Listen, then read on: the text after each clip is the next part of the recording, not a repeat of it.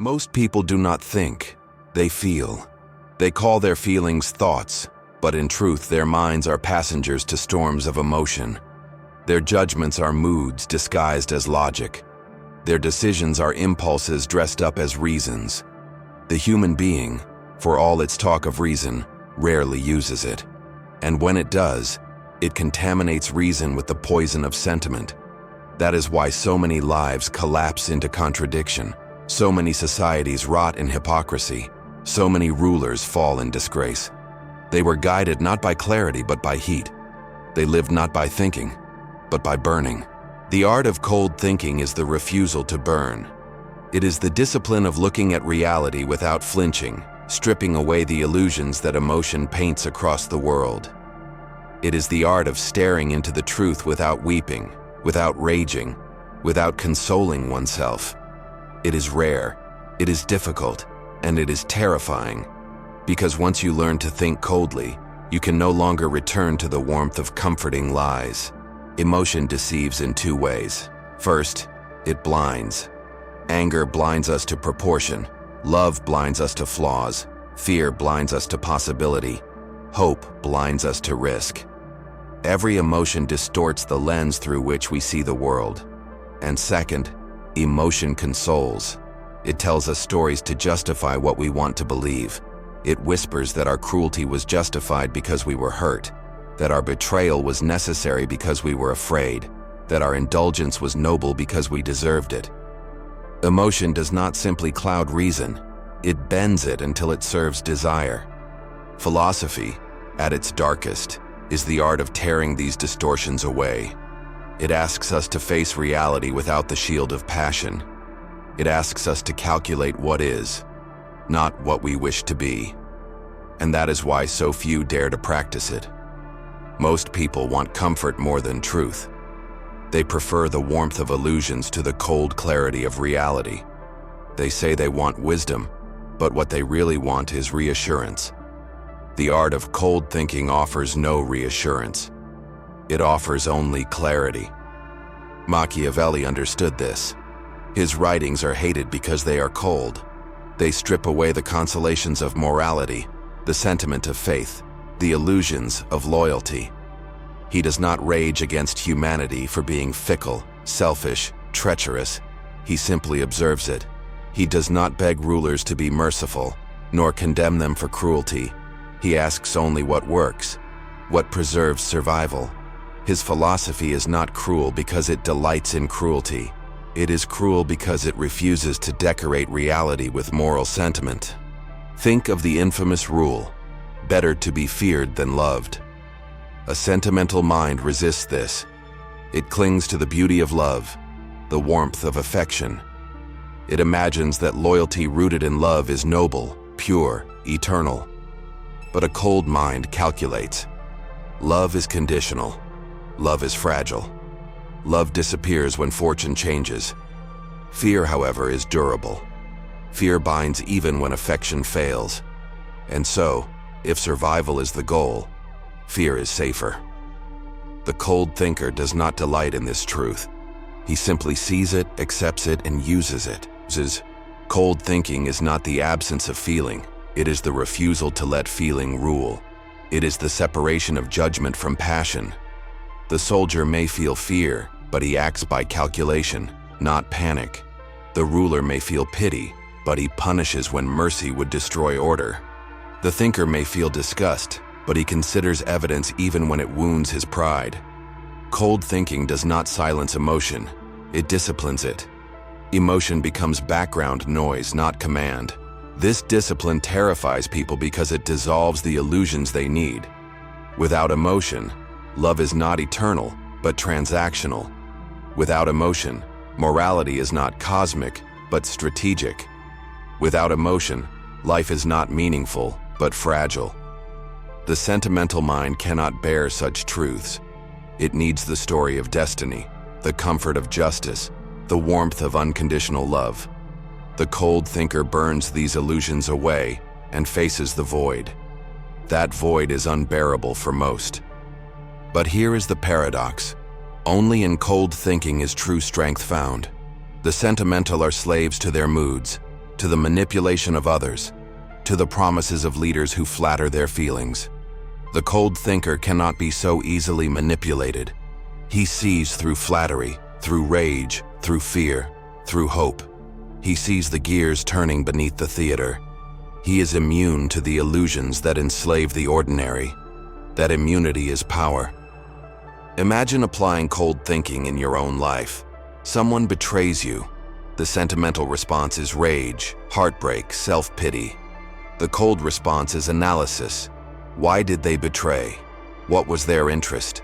How can you prevent it again? Which mask must you wear next? Rage consumes energy, clarity preserves it. Or imagine a choice in business, in politics, in personal life. The sentimental asks, what feels right? The cold thinker asks, what works? One lives in dreams, the other in survival. But beware, cold thinking is not comfort. It isolates. To see clearly is to see what others refuse to see. You will be accused of cynicism, of cruelty, of lacking a heart.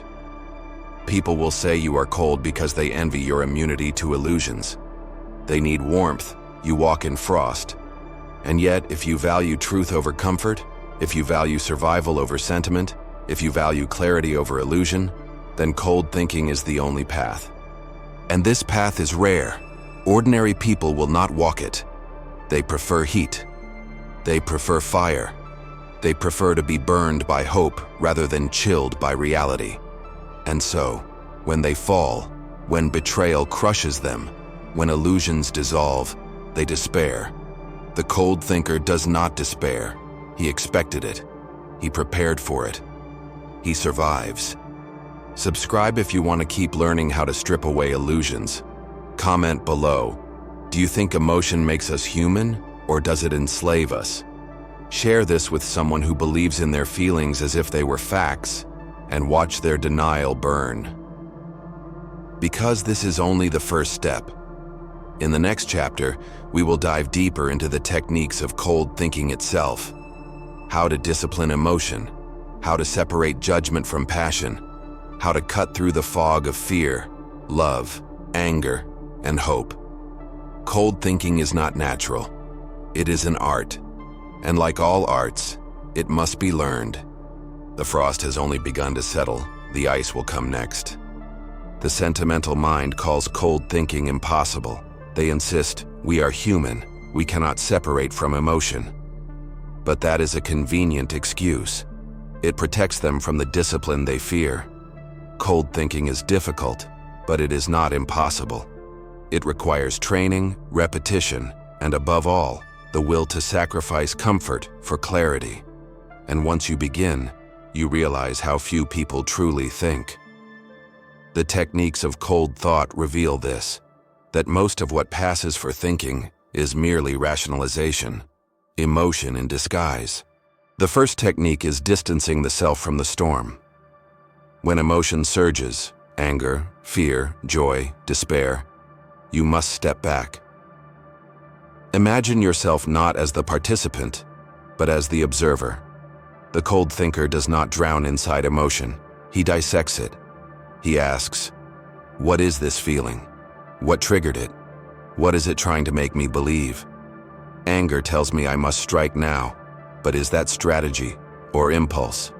Fear tells me to retreat, but is the danger real or imagined? Joy tells me I am safe, but am I truly or merely distracted? Every emotion is a manipulator. To master cold thinking, you must interrogate every feeling as if it were an enemy agent whispering lies into your mind. The second technique is subordination of feelings to outcomes. The sentimental mind chooses based on what feels good. The cold thinker chooses based on what works. You do not ask, does this feel right? You ask, does this achieve what I want? Survival, power, clarity. These are the goals. If pity endangers survival, it must be silenced. If cruelty preserves order, it must be applied. If honesty costs everything, it must be restrained. If deception secures victory, it must be used. The cold thinker does not worship consistency. He bends emotion to the outcome. The third technique is time dilation. Emotion lives in immediacy.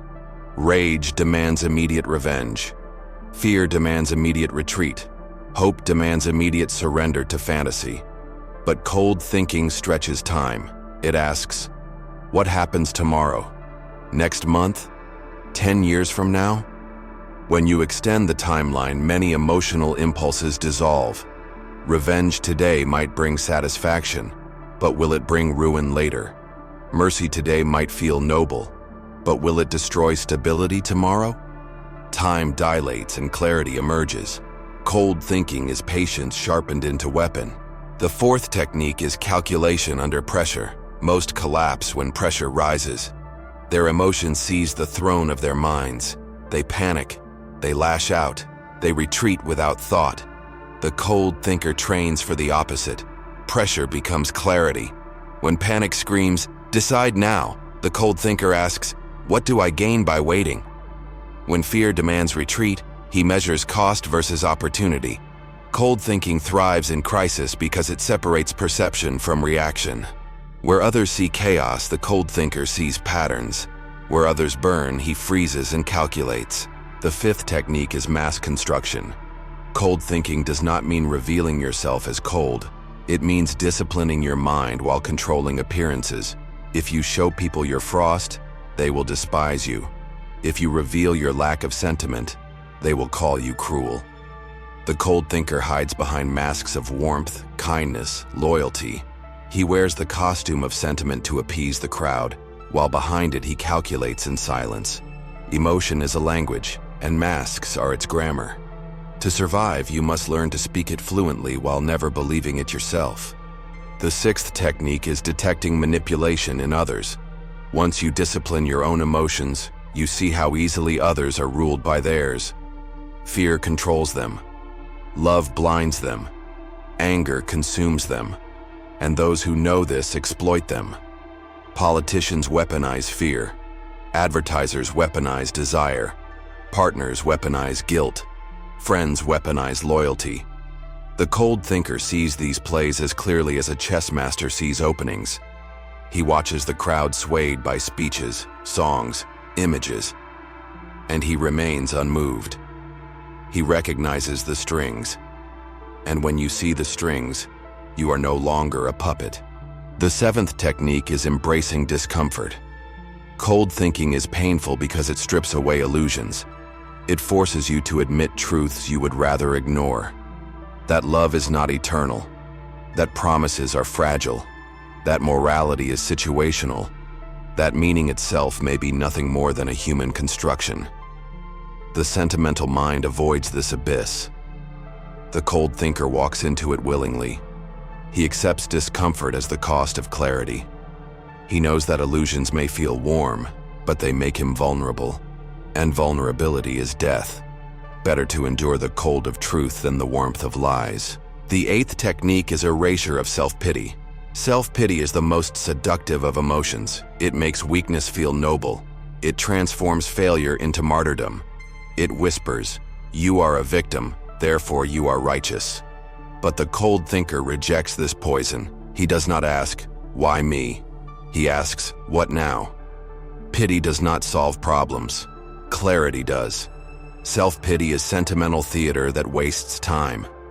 Cold thought eliminates it entirely. The ninth technique is selective empathy. Empathy, uncontrolled, enslaves you to others' emotions. You feel their fear, their pain, their rage, and suddenly you make decisions not for yourself, but for their moods. Cold thinking does not eliminate empathy. It harnesses it. It asks, when does empathy serve my strategy? When does it sabotage it? The cold thinker can empathize to build trust, to manipulate, to soothe, but he can also withdraw it instantly when it becomes a liability. He does not drown in others' emotions. He swims in them only when it serves. And the 10th technique is acceptance of necessity. This is the heart of cold philosophy. To accept that sometimes cruelty preserves stability, that sometimes lies protect survival, that sometimes betrayal is the only path forward.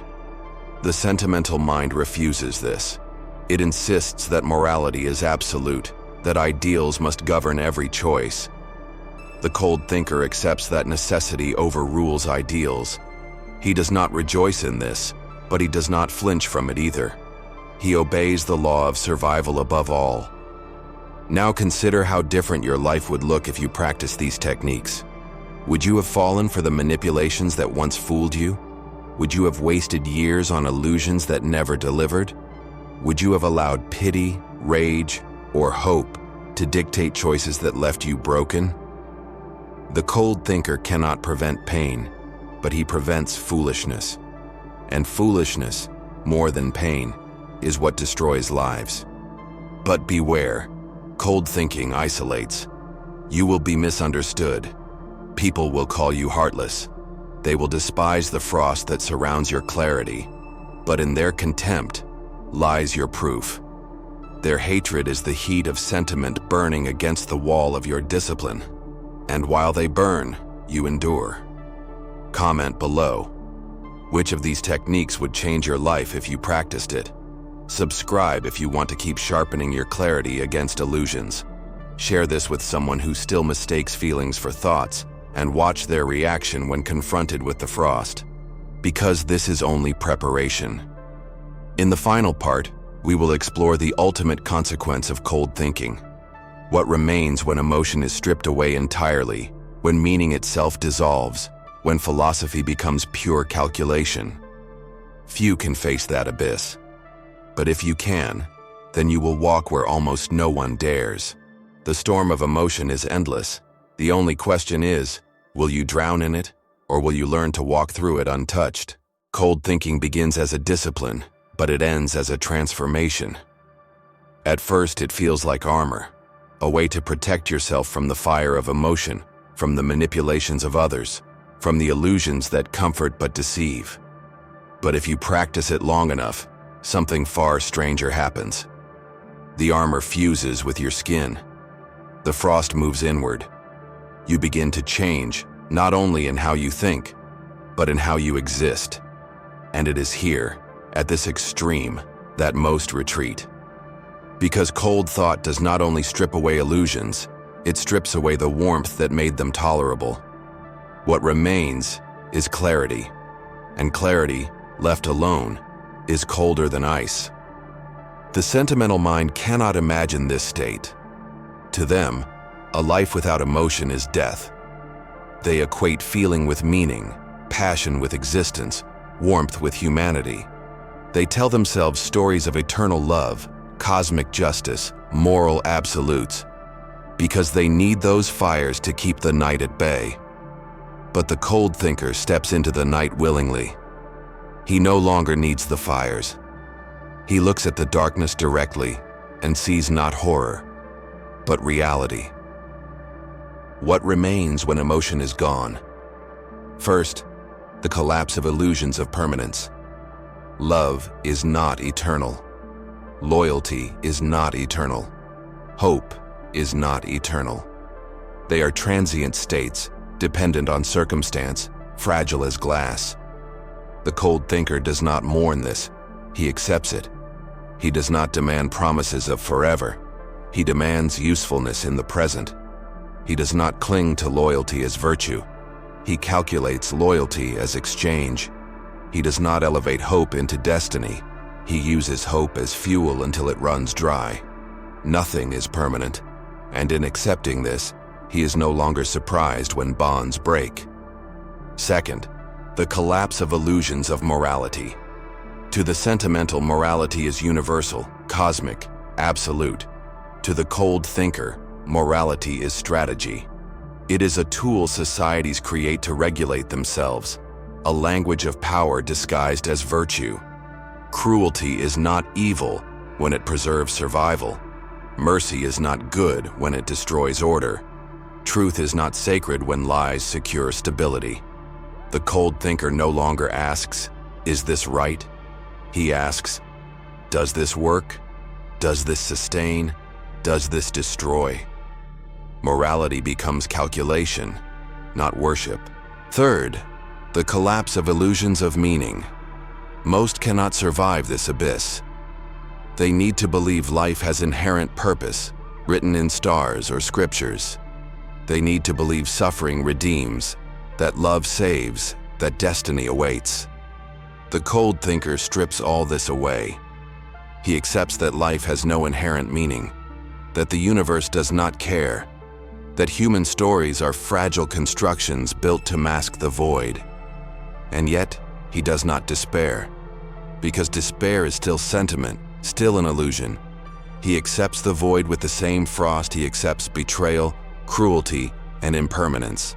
In the absence of meaning, he creates his own, not sacred, not eternal, but useful. This is the final transformation. Cold thought becomes freedom.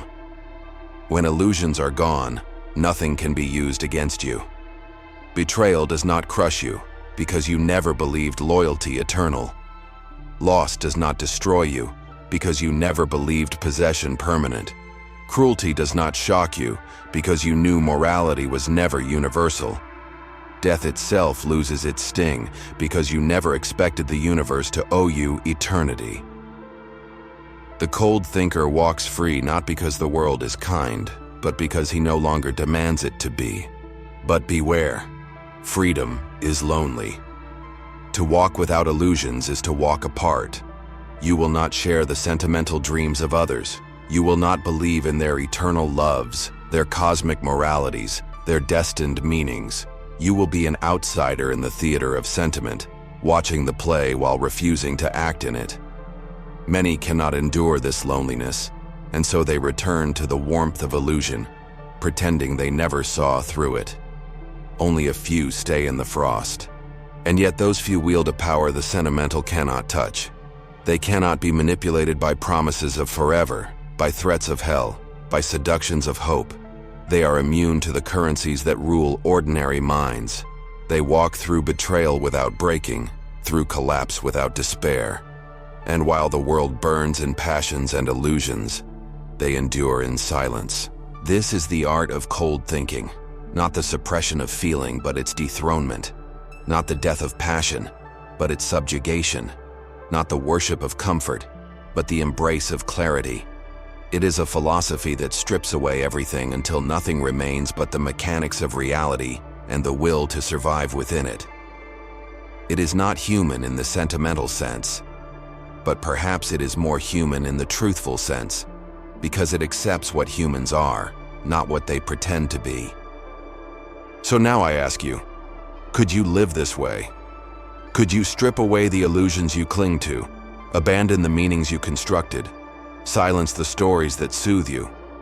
Could you stare into the void and not flinch? Or would you run back to the fire, desperate for its warmth even if it burns with lies? Comment below.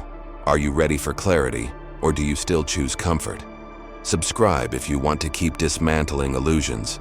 Share this with someone who swears their feelings are truth, and watch them rage against the frost. Because this is the last step. To think coldly is to think freely. To think coldly is to survive where others collapse. And to think coldly is to stand in the silence after the fires of sentiment have burned out, alone but unbroken, seeing the world as it is, not as you wish it to be. This is the art of cold thinking, and few will dare to learn it.